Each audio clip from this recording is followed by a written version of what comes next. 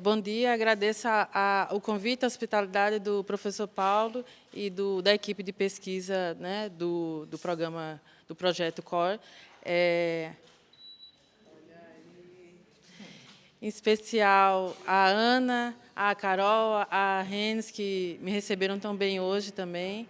Agradeço as falas que antecederam nessa abertura. Peço desculpa aos professores da tarde, professor Alessandro, Carlos, que eu não vou poder acompanhar aqui, né? E a gente está realmente com o tempo corrido, inclusive porque a gente gostaria de escutar vocês.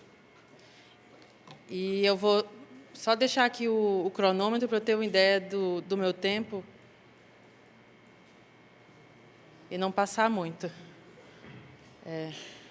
Bom, o professor Carlos começou falando do Salmo, terminou encruzilhada, e isso me remeteu a, né, dentro dessa proposta também, da gente ampliar esses olhares. É um orixá muito importante, Exu, que abre os caminhos, né, as encruzilhadas, e que a gente tenha essa energia também, né, de abrir esses caminhos dentro desse lançamento do nosso projeto aqui dentro da universidade. Eu falo nosso porque eu me sinto em casa, como o professor Paulo, né, falou. Eu fiz a graduação aqui em 2003 na nutrição, mestrado em nutrição e saúde pública, e fui para o Rio Grande do Sul fazer o doutorado na área de economia, desenvolvimento rural e segurança alimentar e nutricional, justamente pela inquietação, né, de entender, como nutricionista, entender essa alimentação só pelo alimento já se mostrava, né, há um bom tempo. E aí eu cito os clássicos como Josué de Castro, e para a gente pensar essa alimentação como essa cadeia muito mais complexa, né, do que esse prato bem servido e colorido à nossa mesa. Esse colorido que, inclusive, a própria indústria dos ultraprocessados também sequestrou esse imaginário, e a gente vai conversar um pouquinho sobre isso.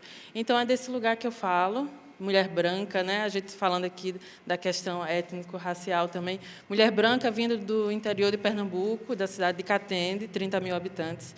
Né, vim fazer a graduação aqui, percorri esse caminho dentro da universidade, trabalhei na Universidade Federal do Rio Grande do Sul, voltei e trabalhei na Prefeitura do Recife, fiquei muito feliz de ver colegas, né, do serviço público aqui também. Ali dei uma olhadinha na lista de inscrição e algumas conversas aqui, e fico muito feliz com esse público, que vocês também estão construindo esse projeto, né, dentro dessa proposta metodológica que acontece dentro das comunidades.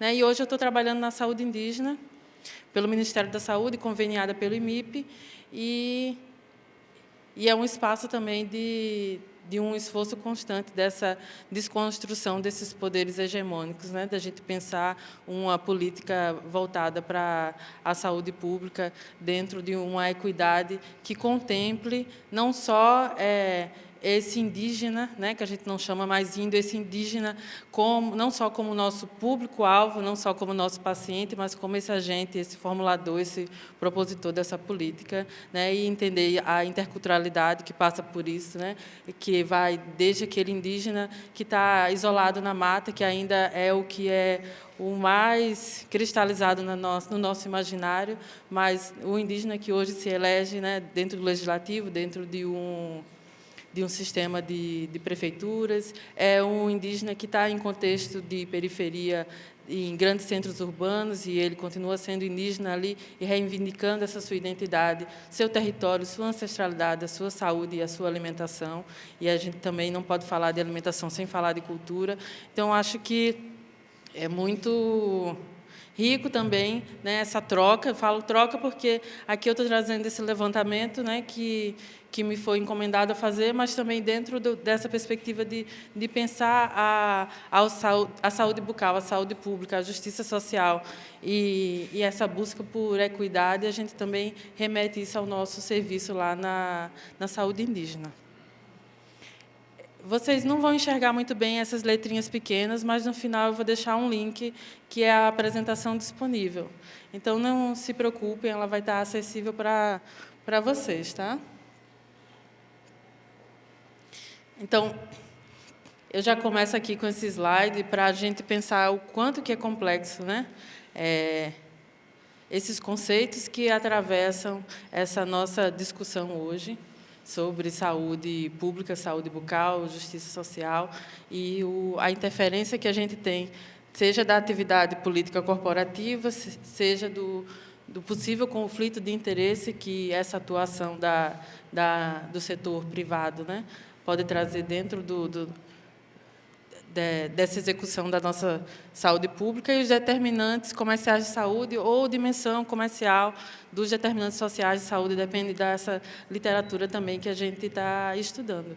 Mas, quando eu quis desenhar esse funil, foi pensando que o contexto ele vai dentro de cada realidade, ele vai trazer um molde diferente para influenciar nessas agendas de saúde pública, saúde bucal e justiça social. Então, é olhando, sim, para nossos territórios que a gente vai entender como é que esses atores comerciais, né, como é que essa pressão, e aí eu coloco aqui alguns conceitos ao redor para a gente pensar um pouco isso, né, como é que esses atores comerciais hoje assumindo um discurso de sustentabilidade, de filantropia, de equidade, de responsabilidade social, que a gente sabe que também são obrigações dentro dessa execução de um serviço, de um trabalho, de um setor privado, mas que se propõe a dialogar ou executar, né, um direito, que a gente está falando sobre a nossa saúde, mas como isso pode ser complexo e como pode ser também maquiado. E quando a gente pensa que eu tenho nesse auditório também, né, estudiosos, estudiosas, profissionais que estão lá na ponta nesse dia a dia, como é que a gente pode pensar esse olhar crítico, né, para um marketing e um lobby que tem uma discrepância tão grande de recursos para poder atuar, né? Tem uma frase que eu leio em muitos autores e autoras e que eu carrego também dentro dessa discussão, que é dar liberdade de escolha para a nossa população dentro dessa questão de autocuidado, de saúde bucal, de alimentação, restringe o marketing. E isso é muito interessante, porque dentro do nosso contexto brasileiro político, né, quando a gente fala em restrição, em regulação de publicidade, de marketing, vem logo o assombro, né? Não, isso é ditadura, né? Isso estão querendo calar. Querendo calar quem, né? As grandes empresas que investem milhões e bilhões nesse marketing, nesse lobby e nessa imagem para trazer para a gente como algo que deveria ser o correto na nossa escolha. Então, muitos países têm repensado nisso, mas dentro dessas relações de poder que também vão moldar essa saúde pública e essa justiça social, não é fácil a gente sair dessa armadilha, né? Então, se a gente pensar esse marketing, esse lobby, construindo isso, posso pegar um exemplo aqui para vocês em relação à amamentação. A amamentação a gente tem em países como, por exemplo, né, da Europa, como a França, que a gente tem uma leitura das políticas e das mulheres francesas como a amamentação como um direito de escolha, eu amamento ou não o meu filho, e isso tem muito mais a ver com o meu corpo, né, do que com uma obrigação, digamos assim, determinada pelo Estado. Mas, se a gente pensar o contexto, né, francês da epidemiologia na França, a gente tem um poder de escolha que não vai repercutir, por exemplo, numa alta mortalidade infantil, diferente do nosso Brasil. Então, a gente ainda tem um longo caminho para instrumentalizar os nossos profissionais dentro desse embate com o marketing, com o lobby. A gente tem um longo caminho ainda para orientar essa população. E, sim, né, todo cidadão e cidadã tem o direito de escolha e a gente, como profissional, o dever de orientá-lo para isso.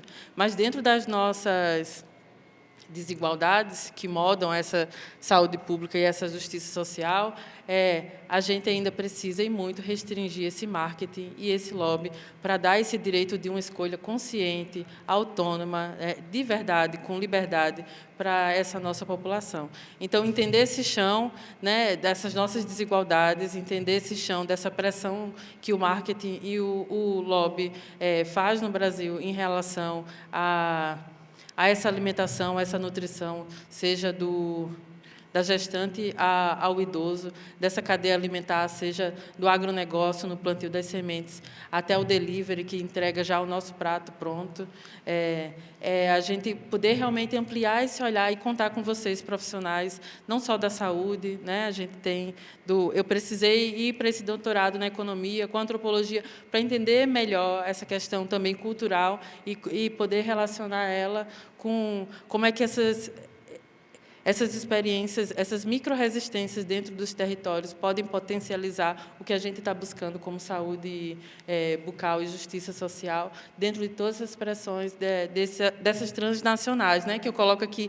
Instalação das transnacionais no Brasil, elas vieram muito antes, mas hoje a gente já tem uma forma que elas estão quase que completamente incorporadas aqui, não só com benefícios e isenções, né, e uma renda líquida alta, mas com todo um arcabouço legal que o Brasil é referência nessa construção, mas que hoje, em relação à exigibilidade dos direitos humanos, né, uma alimentação adequada, por exemplo, a segurança alimentar, a soberania alimentar, a gente ainda tem muito atravessado e muito fragilizado em relação a essas pressões econômicas, né, desse mercado capitalista e da gente pensar um pouco desse eixo norte e sul global também, que é essa pesquisa saindo um pouco, né, do que a gente está acostumado a ver como referência no mundo, né, dos países do norte, é algo bem interessante da gente pensar. Não posso falar de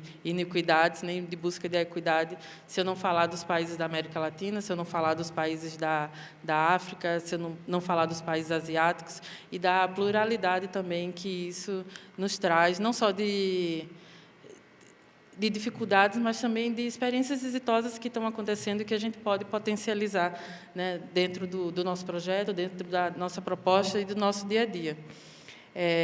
Quando eu trago também ali a questão do viés de financiamento de pesquisa, também eu estou falando sobre esse marketing e esse lobby, né, e nós, como profissionais de saúde, no nosso dia a dia, buscando essa atualização que, dentro de um volume de informação, nos atropela, né? Essa sensação que a gente já sai da faculdade se sentindo desatualizado, porque eu preciso correr atrás, e qual é a minha fonte de atualização, qual é o curso agora que eu vou me matricular, onde é que eu vou me atualizar em relação a... Como nutricionista, né, a gente pode ainda usar esse termo, a dieta da moda, ou a influencer que está ali com milhões de seguidores e o meu usuário, o meu paciente, está me questionando sobre o uso de tal produto.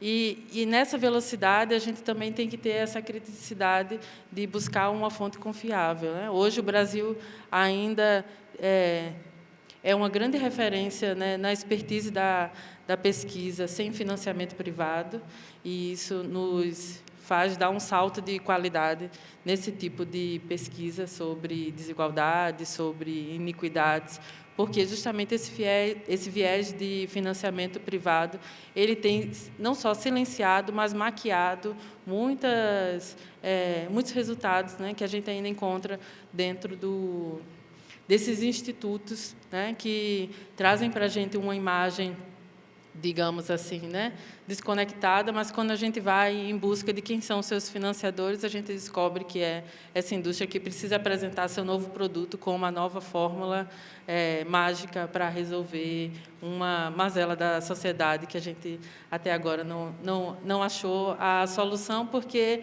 esses embates continuam. Quando a gente fala também de corrupção, que eu acho que é uma palavra que eu tive muita dificuldade de encontrar na literatura sobre esses estudos, né? Mas se eu estou falando de lobby, se eu estou falando de determinantes comerciais, conflito de interesse, né? A atividade política corporativa, por que eu não posso falar de corrupção? Afinal, a corrupção ela está dentro do uso abusivo de poderes, né? A gente está falando sobre se beneficiar indevidamente dentro das possibilidades, seja no âmbito privado, seja no âmbito público ou corporativo. Então, também posso falar de corrupção.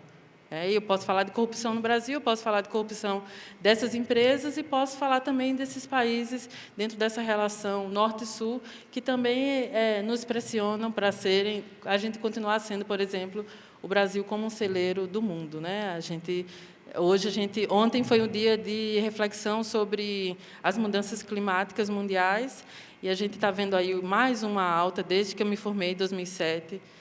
E essa é uma pauta muito cara para nós, porque às vezes as pessoas acham que o nutricionista, né, o odontólogo, ele não vai falar sobre crise econômica, mas ela impacta na saúde, e ela, dentro da vulnerabilidade, ela impacta diferentemente, né, na nossa população.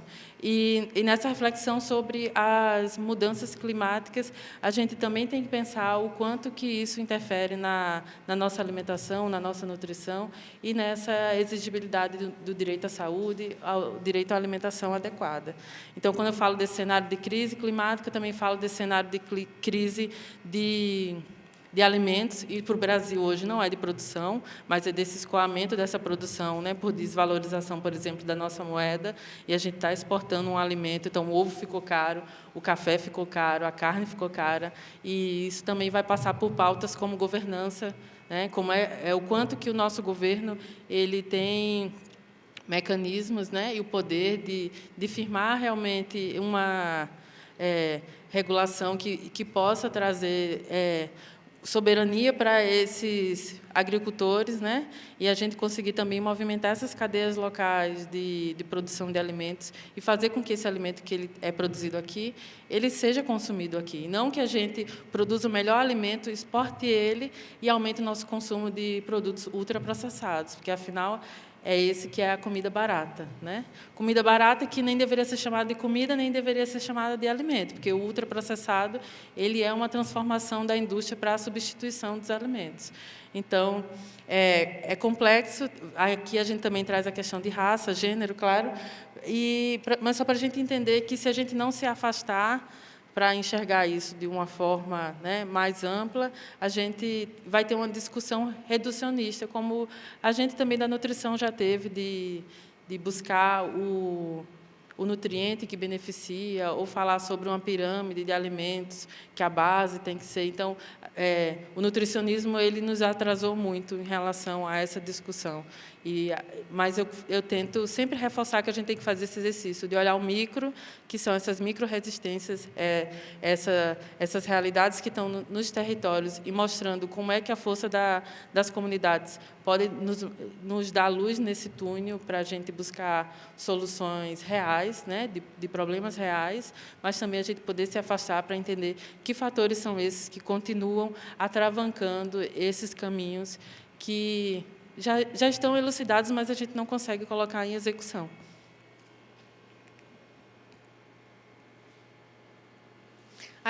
Aqui só para trazer um pouquinho dos exemplos de ação política corporativa da indústria de alimentos. Eu trouxe 4, mas eu vou passar rápido, só para a gente pensar um pouco. Assim, por exemplo, o Programa Nacional de Alimentação Escolar, no Brasil, é um dos programas mais antigos, ele tem aproximadamente 60 anos, e ele é constantemente atacado pela indústria de alimentos. E ele foi citado, inclusive, na série da Lancet, sobre essa discussão, justamente por ser um programa que, dentro da legislação, ele tenta, até hoje, frear essa entrada dos produtos ultraprocessados na alimentação, né? As bebidas açucaradas, os salgadinhos, as frituras e os ultraprocessados, enfim. E trazer isso também para uma noção de uma construção dessa cidadania de educação alimentar e nutricional.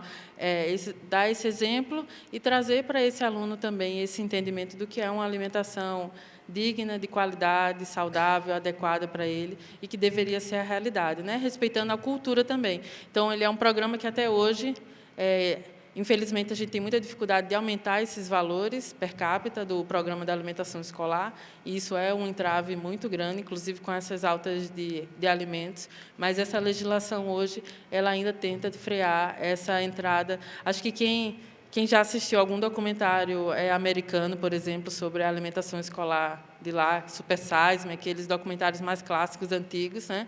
Desde aquela época, as merendeiras elas eram contratadas para abrir latas. A gente teve um período, do pós-guerra, que no Brasil se tem esse registro também de alimentação com a abertura de latas, né, nas escolas.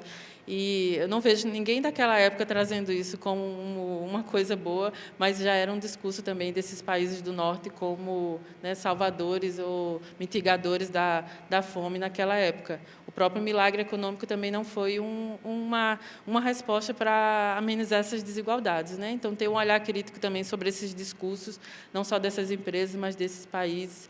É importante trazer essa autonomia para programas como da alimentação escolar. O Guia Alimentar da População Brasileira, que desde 2014 ele traz a classificação nova, que é a classificação, né, que vai fazer essa distinção dos produtos ultraprocessados no Brasil. Então, ele também vem sendo bastante atacado, assim como as normas da NBCAL pela indústria de formulados. E também a Agência Nacional de Vigilância Sanitária, sofrendo pressões até hoje ainda dentro desse debate da rotulagem de alimentos, né? A gente passou longos anos nessa disputa de como é que seria essa rotulagem de alimentos, seria losango, seria semáforo, lupa. A gente conseguiu ali um meio termo, mas foi bem desgastante, e também precisou expor que a agenda da Anvisa, por muitos anos, né, no governo de Temer e de Bolsonaro, ela foi sequestrada por essas grandes indústrias transnacionais, né? Ela não era pública para nós, e como semanalmente a Anvisa recebia a presença na sua agenda de representantes dessas multinacionais, transnacionais, que a gente chama hoje, né? Então, para mostrar como esses setores também da regulação, e é curioso também, porque eu lembro quando a Anvisa fez aniversário, Bolsonaro fez um discurso e ele achava que a Anvisa era uma agência de venda, exportação de medicamentos. Mas ele sabia muito bem a quem ele estava entregando ela, né? Então, a gente teve que voltar e desfazer também muitas das coisas que foram aprovadas naquele período. E, por fim, aqui, como exemplo, também a reforma tributária, né? Isenção, imposto seletivo, é um discurso muito acalorado no Brasil, e não à toa, né? Envolve muitos atores comerciais, envolve muito dinheiro, e a cesta básica vai ser isenta. Que produtos são esses? Quem é que vai receber esse imposto seletivo? E é uma pauta também que é muito cara para nós e que a gente, como profissional, precisa estar bem atento a essa discussão. O relatório, né, que eu vou trazer aqui para vocês, ele está estruturado mais ou menos como a gente já imagina, né, num desenho de uma pesquisa, mas aqui eu trago um pouco dessa revisão de literatura antes dos objetivos e dos resultados. Foram 2 meses, né, para fazer esse levantamento. E, dentro dessa complexidade do Brasil, e eu agradeço também o professor Paulo pela autonomia que ele me deu para fazer essa construção, que, no primeiro mês, eu precisei realmente trazer que complexidade era essa, né? Que marco referencial era esse que a gente precisava para fazer esse tipo de discussão, que instrumentos, quais são os gargalos, quais são os calcanhares de Aquiles, e onde é que a gente teria que amadurecer também esse olhar para ir a campo, digamos, né? Para levantar esses dados e olhar eles de uma forma mais crítica. Então, essa revisão da literatura foi feita de uma forma breve, mas apontando caminhos importantes. A seleção dos atores, identificação das fontes, coleta e análise de dados, os relatórios que contaram também com os bancos que foram levantados. Aqui eu vou deixar para vocês, são alguns dos documentos que eu trouxe dentro desse levantamento, tá? Para mostrar a importância do Brasil como referência, né? Tanto da universidade,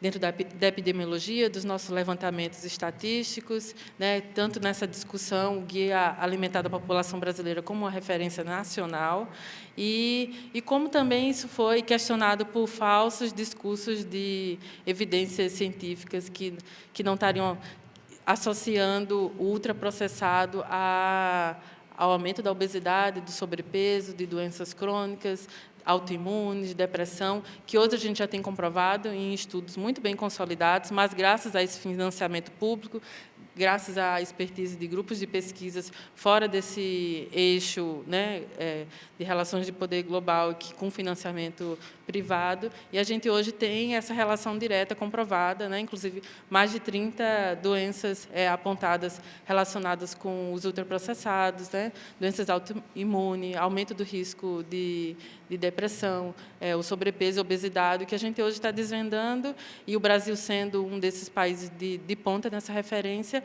que mecanismos são esses que esses produtos, né, trazem para o nosso corpo para trazer esses prejuízos. Mas essa referência bibliográfica aqui está bem interessante para mostrar, para a gente pensar um pouco que lobby é esse dessa indústria, que já está bem documentado aqui no Brasil, né, o marketing e conflitos de interesses, e dar algumas luzes também de como a gente pode atuar.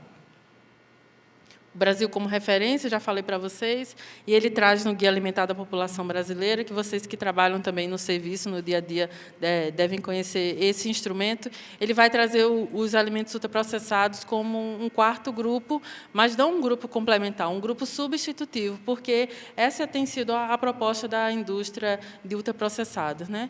Elaborar esses produtos, criar esses produtos ultrapalatáveis, com textura, né?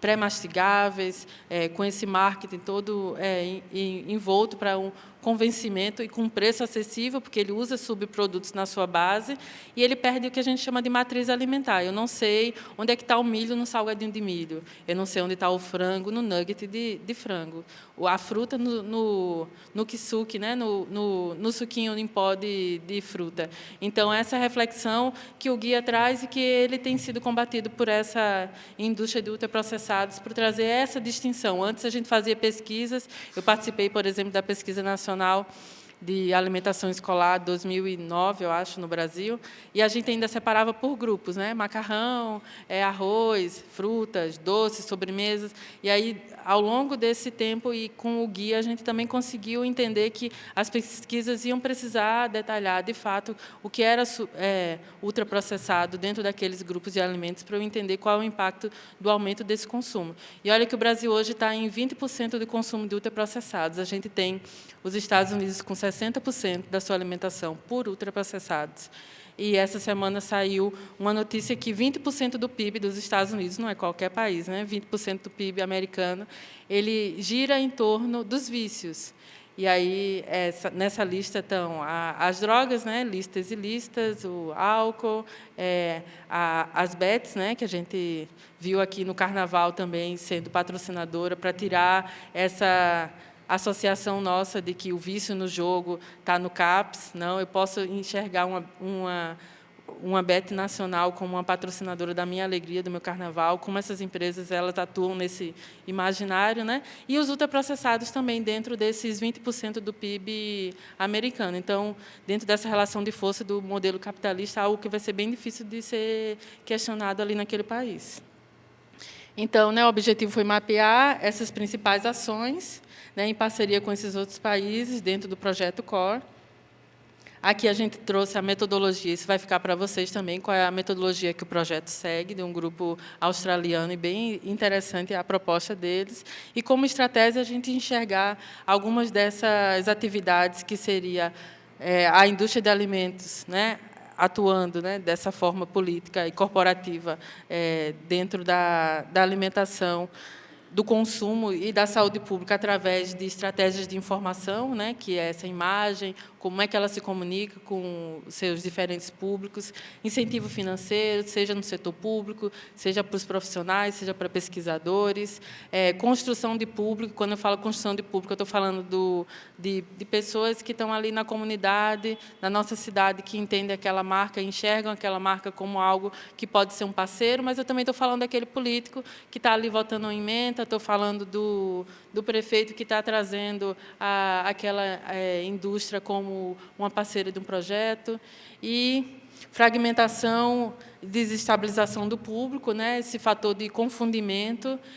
Eu não vou criticar, porque eu não entendi muito bem qual é o dano disso. Eu escutei uma coisa, escutei outra, que a gente chama na nutrição cacofonia alimentar, né? Essa insegurança nessa informação, na veracidade dela, na veracidade e nesse embasamento científico. Substituição da política, que é aquele discurso da indústria da autorregulação, e estratégias legais, seja através de acordos, seja sentando à mesa para construir políticas, seja também processando pesquisadores e jornalistas, professores, né? A comunidade científica, política e movimentos sociais que estão ali gritando por essa urgência dessa divergência de controvérsia de discurso.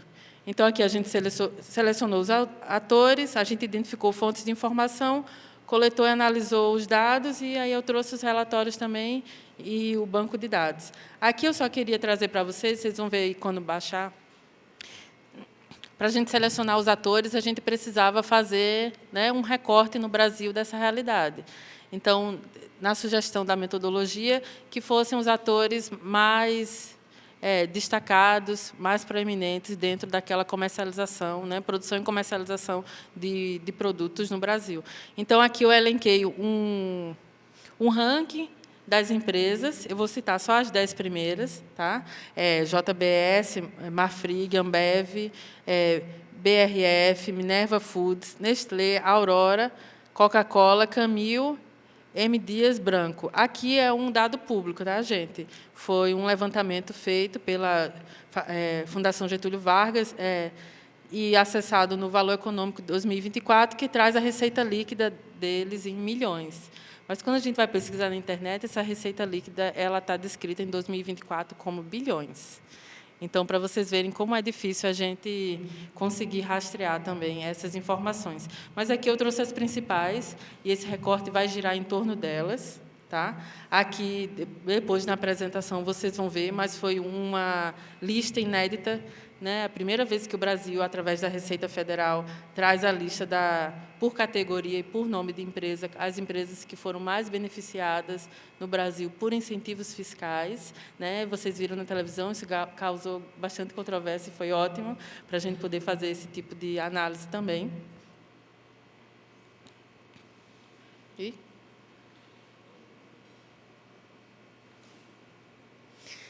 E aí, na apresentação, eu trouxe uma definição das empresas por elas mesmas, para vocês entenderem um pouco a megalomania assim, do que elas trouxeram.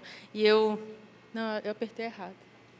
E eu codifiquei em letras, tá, gente? Porque depois, quando esse material ele estiver realmente publicizado, aí o projeto dá nome aos bois aqui, mas eu achei melhor codificar em letras, mas vocês entenderam mais ou menos qual foi o recorte ali, né? Os sites que a gente pesquisou, tá? Dentro da metodologia, a sugestão era que buscasse sites oficiais, redes sociais, site das empresas e do Google, jornalismo investigativo. Então, eu fiz um recorte aqui de sites que foram indicados pelas próprias empresas, né? Ou, no caso aqui do Governo Federal e Joio e o Trigo, foram as duas eleitas como o site público e de jornalismo investigativo pela série histórica, pela amplitude que esses canais têm e porque, de novo, a gente tinha na assessoria de comunicação brasileira bons registros, né? Porque a gente passou uns anos aí com assessoria de comunicação bem confusa e, infelizmente, também perdeu algumas análises. Aqui um balanço de quantas matérias e materiais foram recortados. Deixa eu só voltar aqui para explicar uma coisa para vocês. Como no site das empresas a gente não tem materiais datados, então, naquele mês de coleta, o que eu tinha ali de interessante nessa área foi o que eu recortei, né, e salvei no banco. Nas redes sociais, eu recortei, monitorei os 3 últimos meses também pelo volume de informação que existe nas redes, né? Nos sites públicos, o Governo Federal, eu recortei o último ano, e Joio e o Trigo, como tem um banco muito bom, desde que eles montaram o site em 2017, que eu venho acompanhando há bastante tempo, eu consegui fazer essa retrospectiva de 8 anos. Aqui eu trouxe só a divisão de número de notícias, mas só para dizer para vocês que, dependendo da pauta, a gente via só uma nota de rodapé, uma coisa mais modesta ali no Governo Federal, uma parceria, enquanto que no Joio e o Trigo eu estava ali numa série, num dossiê, falando sobre aquela atividade corporativa, né, política da empresa, o lobby, o marketing, enfim, que ela estava investindo para chegar naquela parceria, naquele anúncio que o Governo Federal fez. Então, também foi importante fazer esse comparativo dessa movimentação. Aqui eu trouxe um pouco dessa distribuição dos discursos, mas mostrando mais para vocês que no jornalismo investigativo a gente encontrou muita matéria sobre a forma como a indústria trazia as suas mensagens, né, dentro dessa construção do lobby, do marketing, e também de pressões e violações relacionadas a esse eixo sul, que seria o quê? Como é que essas empresas se comportam quando elas chegam na América Latina, quando elas chegam no Brasil, que é diferente de como elas se comportam nos Estados Unidos ou na Europa. Já no governo, a gente vai ter pautas que trazem informações de imagem dessas empresas, mas trazendo com credibilidade e parceria, né? E também notícias relacionadas ao jurídico, que seria justamente esses acordos, essas políticas, ou seja, essas grandes empresas sentando na mesa de tomada de decisões. Isso é algo bem preocupante, não só a presença dela, mas a ausência também do controle social, dos conselhos, dos movimentos sociais, dentro dessa construção, atualização, né? E pensar essas políticas públicas. E, por fim, aqui, só para mostrar para vocês por que eu incluí esse eixo, né? Pressões e violações e precarizações do Sul, para a gente entender, de fato, como essas empresas atuam, né, nesses países de maior vulnerabilidade, com precarização de relações trabalhistas e sustentabilidade, negligência de leis nacionais, favorecimentos fiscais, perdão de dívidas e violação de direitos humanos, conflitos socioambientais, exposição a agrotóxico, pressões a comunidades tradicionais, oportunismo na formação de público na pandemia de 19, flexibilização de formulações de produtos no Brasil e estratégias de marketing bem específicas desse eixo sul. Então, elas sabem muito bem onde elas estão pisando, o que é que elas podem fazer, né? E a gente tem que ter esse olhar crítico que não é só uma multinacional estendendo seus braços, né, nessa capitalidade dentro do mapa. Não, ela sabe, dentro das nossas vulnerabilidades, onde é que ela pode chegar, onde é que ela pode atuar e se beneficiar.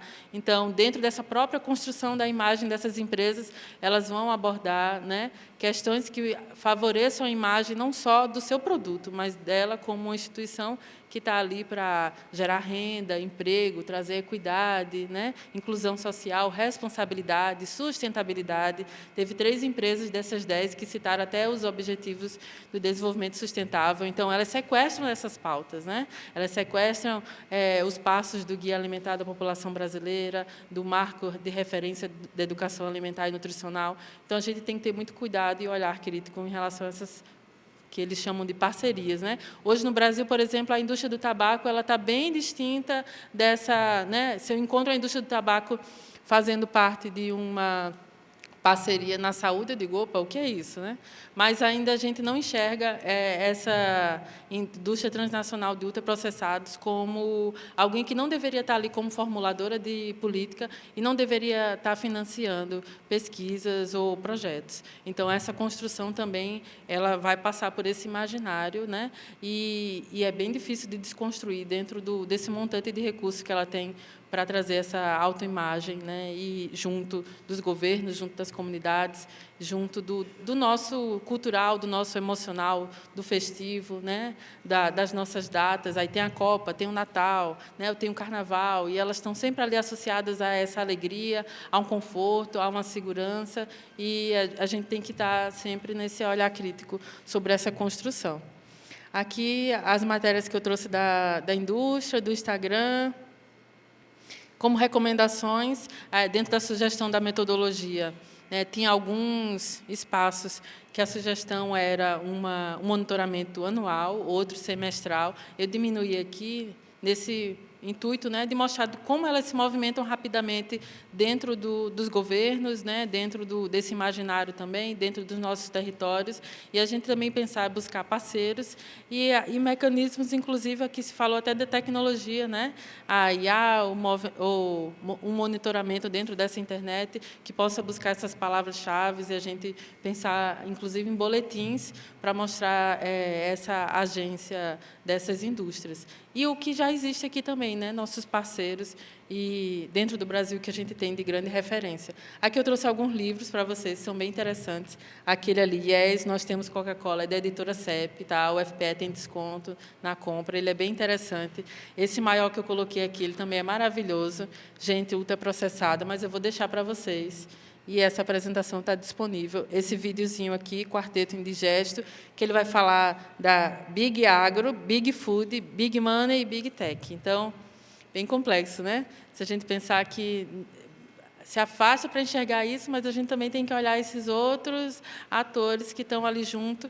E eu me lembro logo que eu me formei no mestrado, uma palestra que eu assisti, inclusive do Joio e o Trigo, jornalismo, né, que estava fazendo essa ponte, e mostrando como também as estratégias da indústria do tabaco migraram das estratégias pós-guerra dos agroquímicos, que viraram agrotóxicos, e então é uma formulazinha muito bem definida por eles, e essas pessoas de expertise circulam por essas big, e é importante que a gente entenda também o poder delas separada e junto. Considerações finais, esse monitoramento, a gente pensar um pouco ele sistemático, mas pensando as diferentes fontes de informação e esses parceiros, né? A gente tem o IDEC, tem a Aliança pela Alimentação Saudável, tem os conselhos profissionais, a gente tem os conselhos das nossas políticas públicas, a gente tem o movimento social, o controle social, a gente tem institutos, observatórios, a gente não tem um observatório específico para essa temática, mas a gente tem o observatório do agrotóxico, do tabaco, a gente tem o observatório de conflito de interesse, o observatório da alimentação escolar, então eles também podem somar esforços conosco, a Aliança pela Alimentação Saudável, esse jornalismo investigativo que a gente tem de tanta qualidade dentro do Brasil. Está atenta às fusões das empresas, mas também a associações entre marcas, né? Então, a gente viu um lobby que se movimentava, por exemplo, pela Associação Brasileira de Indústria de Alimentos, ou a Associação Brasileira dos Produtores de Cana-de-Açúcar, de carnes. Então, essa movimentação ela não ocorre só entre fusões, mas entre associações dessas empresas também. Investigação das parcerias e institutos envolvidos, né? Vários institutos declarados ou não por essas empresas como parceiros. Alguns aparecem nas nossas prefeituras, né, para a construção de horta, para fazer oficinas de educação alimentar e nutricional, e quando a gente vai ver ali, é uma parceria da Coca-Cola, tem uma isenção de imposto, tem uma imagem ali que quer passar também para a nossa população, para as nossas crianças, que aquela empresa ela é legal, ela é responsável. É uma metodologia sempre voltada para o contexto local, né? O Brasil tem um enorme passado pela frente, é uma frase, né, que a gente precisa trazer muito ela, e essa pesquisa ela ilumina, mas ela é esse primeiro passinho, digamos assim, para a gente traçar esses caminhos dentro dessa área tão conturbada e tão cortinada ainda, né, para a gente. Aqui eu deixo uma pergunta final da semente ao prato, como convergir esses esforços nesse monitoramento, né? Monitoramento interdisciplinar, monitoramento dentro dos territórios, com os nossos profissionais, a nossa população, pensar também o papel dos movimentos sociais, desse jornalismo, né, dessas associações e alianças pela alimentação saudável. Aqui eu deixei ainda uma provocação que a gente nem conversou sobre o delivery, né, o iFood, o Zé Delivery, né, que também tem que estar dentro dessa nova cadeia nossa de estudos.